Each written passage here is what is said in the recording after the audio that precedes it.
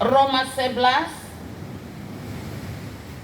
ayat 11 hingga ayatnya yang ke-24.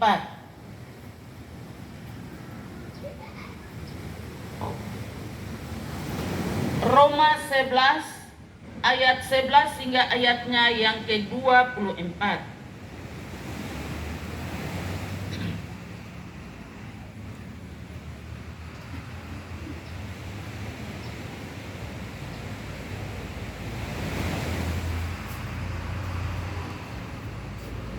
Pembacaan firman Tuhan sudah disiapkan. Marilah kita berdoa memohon bimbingan daripada kuasa Roh Kudus. Mari kita berdoa. Ya Tuhan kami dan Allah kami, Allah yang maha besar, Allah yang maha mulia, Allah yang maha kudus, Allah yang kami puji, Allah yang kami sembah di dalam hidup kami, Allah di dalam nama Yesus Kristus, Allah di dalam kuat kuasa Roh Allah yang kudus. Saat ini kami ada di tengah-tengah alam ciptaan-Mu yang indah, di tepi pantai Hamadi di sini. Kami ada dalam satu persekutuan yang indah. Kami beribadah kepada Tuhan sambil menikmati alam ciptaan-Mu. Kami beribadah dalam ibadah pekabaran Injil di tanah Papua yang ke-170 tahun.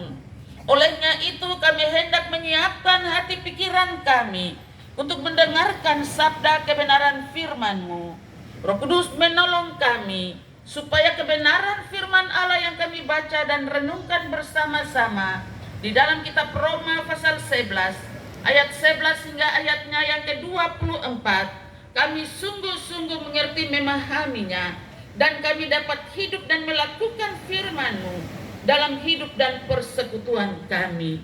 Berbicaralah kepada kami ya Tuhan, karena kami anak-anak-Mu sudah bersedia untuk mendengarkan firman-Mu. Amin. Pembacaan firman Tuhan bagi kita dari Roma 11 ayat 11 hingga 24. Israel tersandung, bangsa-bangsa lain selamat. Maka aku bertanya, adakah mereka tersandung dan harus jatuh? Sekali-kali tidak. Tetapi oleh pelanggaran mereka, keselamatan telah sampai kepada bangsa-bangsa lain, supaya membuat mereka cemburu. Sebab jika pelanggaran mereka berarti kekayaan bagi dunia, dan kekurangan mereka kekayaan bagi bangsa-bangsa lain, terlebih-lebih lagi kesempurnaan mereka. Aku berkata kepada kamu, hai bangsa-bangsa bukan Yahudi, justru karena aku adalah rasul untuk bangsa-bangsa bukan Yahudi, aku menganggap hal itu kemuliaan pelayananku, yaitu kalau aku dapat membangkitkan cemburu di dalam hati kaum sebangsaku menurut daging dan dapat menyelamatkan beberapa orang dari mereka. Sebab jika penolakan mereka berarti perdamaian bagi dunia, dapatkah penerimaan mereka mempunyai arti lain daripada hidup dari antara orang mati?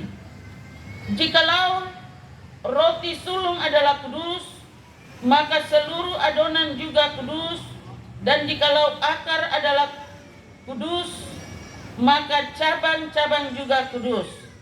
Karena itu apabila beberapa cabang telah dipatahkan dan kamu sebagai tunas liar telah dicangkokkan di antaranya dan turut mendapat bagian dalam akar pohon zaitun yang penuh getah, janganlah kamu bermegah terhadap cabang-cabang itu. Jikalau kamu bermegah, ingatlah bahwa bukan kamu yang menopang akar itu, melainkan akar itu yang menopang kamu.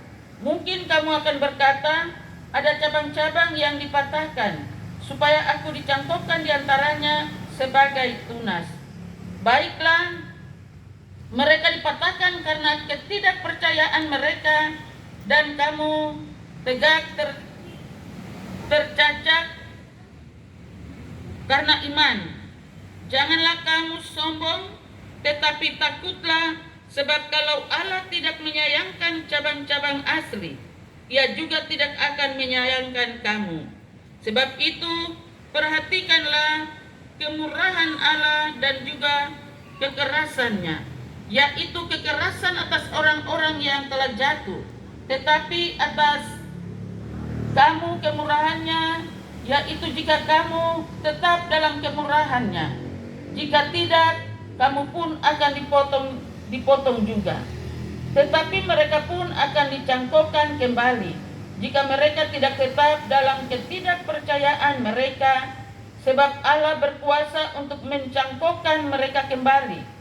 Sebab jika kamu telah dipotong sebagai cabang dari pohon zaitun liar dan bertentangan dengan keadaanmu itu, kamu telah dicangkokkan pada pohon zaitun sejati. Terlebih lagi mereka ini, yang menurut asal mereka akan dicangkokkan pada pohon zaitun mereka sendiri. Demikianlah jauh pembacaan firman Tuhan. Dikatakan berbahagia kepada setiap orang yang mendengarkan firman Allah, mengamininya dan melakukannya dalam kehidupannya. Bapak, Ibu, dan anak-anak yang diberkati oleh Tuhan Yesus, Shalom. Tuhan Yesus memberkati kita sekalian. Hari ini, hari Rabu, tanggal 5 Februari 2025, kita Jemaat Petra Bucen 2 melakukan ibadah padang, ibadah PI di tepi pantai Hamadi. Kita duduk, kita menikmati alam ciptaan Tuhan yang sangat indah. Sekalipun cuaca itu 2 hari yang lalu tidak bersahabat, tetapi hari ini kita bersyukur karena cuaca baik bagi kita. Tidak ada panas terik yang membakar kita, tetapi situasi suasana alam ini sangat baik bagi kita. Kita mensyukuri itu. Sekalipun kita lihat di sebelah sini tempat parkiran tergenang air yang sangat banyak, dan anak-anak muda ini mereka begitu bekerja keras. Kita memberikan aplaus kepada mereka. Tuhan baik dan sangat baik. Tuhan mengasihi mereka. Tidak pernah Tuhan menjanjikan lautan yang teduh. Tidak pernah Tuhan menjanjikan alam itu akan baik-baik saja. Tetapi kita mensyukuri dan menikmati apa yang terjadi dalam kehidupan kita. Dan kita bersyukur sekalipun tergenang air tidak menghalangi kita untuk tetap beribadah kepada Tuhan, mengucap syukur kepada Tuhan. Masuknya Injil di tanah Papua yang mempersatukan kita dalam satu saudara yang rukun. Ada amin? Amin. Oleh sebab itu, Bapak, Ibu, anak-anak, jemaat Tuhan, kita lihat pembacaan firman Tuhan yang telah kita baca bersama-sama. Di sini, Sinode memberikan tema, keselamatan telah berlangsung bagi suku-suku bangsa di tanah Papua, dengan subtema, kita bangun kesehatian guna melanjutkan misi Allah bagi keselamatan, keadilan, kesejahteraan, dan kedamaian di tanah Papua. Jemaat Tuhan, seluruh tanah Papua hari ini menaikkan syukur kepada Tuhan Yesus, Sang Firman yang telah menjadi manusia. Firman itu telah sampai kepada bangsa Papua. Inilah rahasia dari Allah sendiri yang memilih Papua, menyingkapkan dirinya bagi Papua, mendatangi dan menjumpai orang-orang Papua. Sejarah perjumpaan Allah dengan orang-orang Papua dimulai dari Mansinam 5 Februari 1855 sampai hari ini Rabu 5 Februari 2025. Hari ini tepat 170 tahun PI di tanah Papua. Sejarah karya penyelamatan Allah di tanah Papua terkesan secara tertulis.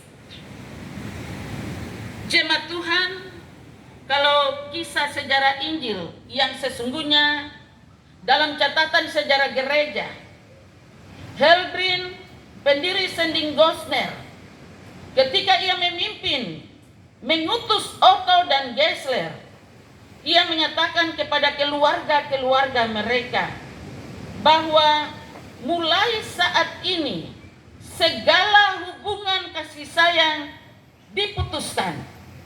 Dan itulah yang disampaikan oleh Heldring.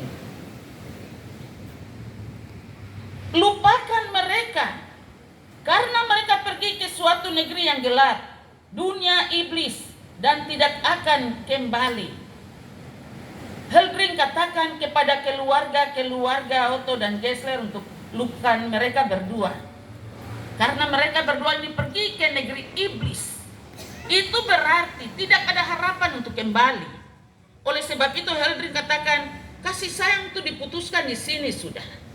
Dan lepaskan mereka berdua ini untuk pergi. Dan mereka memulai perjalanan mereka dengan bermodalkan Injil adalah kekuatan Allah.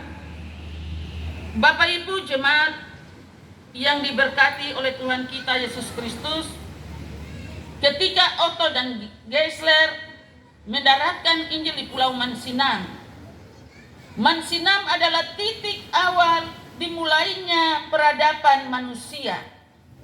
Ketika matahari kebenaran mulai menampakkan sinarnya, tampaklah dari jauh tanah tujuan telah terlihat. Betapa rasa sukacitanya kami. Pada akhirnya tanah tujuan telah terlihat pada tanggal 5 Februari 1855 hari Minggu pagi. Ya, semoga matahari yang sebenarnya menyinari kami dan orang-orang kafir yang malang itu, yang telah sekian lamanya merana di dalam kegelapan. Semoga Sang Gembala setia mengumpulkan mereka di bawah tongkat gembalanya yang lembut. Di pantai Pulau Mansinam, Otto dan Geisler berlutut dan berdoa kepada Tuhan. Dalam nama Tuhan kami menginjak tanah ini. Amin. Doa untuk mengawali pekerjaan pemberitaan Injil di tanah Papua dan menyerahkan negeri dan penduduknya hanya kepada Tuhan Yesus Kristus. Bapak Ibu jemaat yang diberkati oleh Tuhan kita Yesus Kristus, Otto dan Geisler mengalami begitu banyak kesulitan. Mereka tidak diterima oleh orang-orang Mansinam. Orang-orang Mansinam, mereka sangat ketakutan dan menganggap bahwa Otto dan Geisler itu hantu. Karena kulit mereka yang putih, rambut mereka, mata mereka yang berbeda dengan orang-orang asli Mansinam. Dengan mata yang tajam dan mencurigakan, mereka memandang setiap gerak-gerik kami, disaksikan oleh Otto dan Geisler. Tetapi kasih Kristus yang membawa kami berada di antara mereka dan menenangkan mereka. Tanah Papua dibaharui pertama-tama bukan dengan menggunakan kekuatan uang, kekuatan ekonomi, kekuatan politik, tetapi dengan kekuatan Injil. Karena Injil adalah kekuatan Allah. Walaupun menghadapi begitu banyak tantangan, rintangan, Injil akhirnya didaratkan di atas tanah Papua dan gereja akhirnya berdiri. Dan tidak ada kekuatan dunia satupun yang mampu untuk membatasi akan kuasa dan kekuatan daripada Allah. Jemaat yang diberkati oleh Tuhan kita Yesus Kristus, tema kita, keselamatan telah berlangsung bagi suku-suku bangsa di tanah Papua. Roma 11 ayat 11b. Bapak Ibu, anak-anak yang diberkati oleh Tuhan, masuknya Injil di tanah Papua membuka tabir kegelapan. Segala sekat-sekat di antara sesama manusia dilepaskan. Tembok-tembok pemisah dihancurkan. Katanya, karena Injil, maka semua orang bisa ada di tanah Papua saat ini. Ada ada orang Batak, ada orang Ambon, ada orang Jawa, ada orang Manado dan lain sebagainya. Kita semua ada di tanah ini sebagai keluarga Allah, sebagai saudara bersaudara di dalam kasih Yesus. Injil menyingkirkan semua perbedaan suku, bangsa, bahasa, warna kulit, status sosial, dan lain sebagainya. Perbedaan-perbedaan sudah diruntuhkan. Kita semua satu dalam Tuhan Yesus Kristus yang adalah Injil itu sendiri. Karena Injil adalah anugerah Tuhan kepada orang Papua dan semua orang yang percaya akan Injil Yesus Kristus.